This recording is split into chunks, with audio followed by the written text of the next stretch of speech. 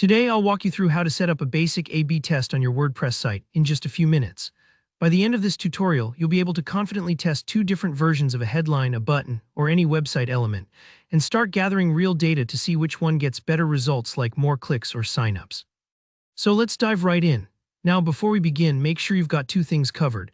Your WordPress site needs to be up and running with administrator access, and you should already have a clear idea of what you want to test. That could be something simple, like whether a red or a blue button gets more clicks, or which headline grabs visitors' attention best. Think of what you want your viewers to do more.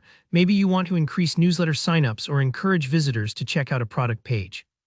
Having this goal in mind helps you measure real success and keeps your test focused. If you're still brainstorming, you might pause the video here and jot down what you want to change, and why, trust me, a little planning now saves you a lot of confusion later. First, we're going to install and activate the A/B testing plugin. Head over to your WordPress dashboard. Over on the left, you'll see the Plugins tab. Click on it, then select Add New. In the search bar at the top right, type in A/B testing. You'll probably see a few options, but I recommend looking for a plugin that's well reviewed. A/B testing for WordPress, or Nelio A/B testing, are two popular choices. Just make sure the plugin is compatible with your version of WordPress. Hit Install now, let it do its thing, and then click Activate.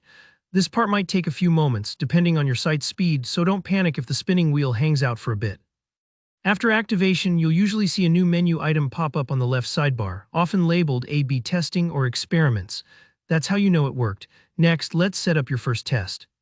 Click into your new A/B testing menu and look for the button or link that says New Experiment. Clicking that will open the test setup window. Here, where you give your test a name, something descriptive like Homepage Headline Test, helps you keep track, especially if you run more tests in the future. Now select what type of test you want to create. Typically, you'll see options for testing a post or a page, or sometimes specific widgets. For most folks, you'll be testing a whole page or a specific part of it, like a sign-up box or a call to action button. Now for the fun part, defining your variations and your goal. Your variation is simply the alternative version you want to test. Let's say you're running a headline test. Just pick the page or post you want to test, and the plugin will prompt you to make a copy.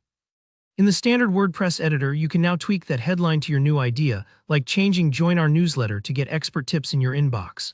If you're testing a button color, use the plugin's built-in tools to pick a different hue or edit the call to action text.